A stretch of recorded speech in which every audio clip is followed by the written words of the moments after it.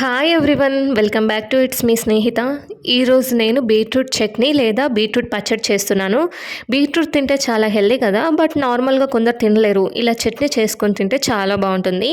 దానికోసం నేను ఒక 2 బీట్రూట్ తీసుకొని పీల్ చేశాను. చిన్న చిన్న ముక్కలుగా కట్ చేసి కొంచెం వాటర్ యాడ్ చేసి గ్రైండ్ చేసుకున్నాను.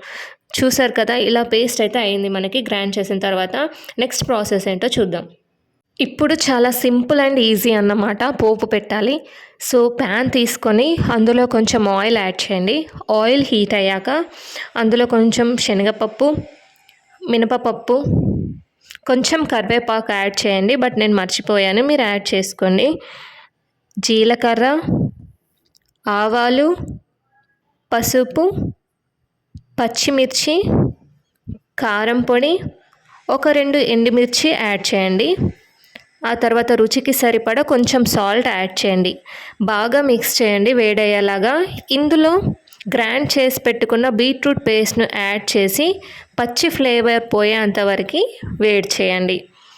ఆ తర్వాత చివర్లో ఒక హాఫ్ లెమన్ యాడ్ చేసుకోండి. సూపర్ టేస్ట్ వస్తుంది. అంతే, ఎంతో సింపుల్ అండ్ ఇంట్లో ఉండే ఇంగ్రీడియంట్స్ యూస్ చేసి చేశాను. చాలా బాగుంటుంది. మీరు ట్రై చేయండి అండ్ చాలా హెల్దీ కూడా. Do like and share and subscribe for more videos. Thank you.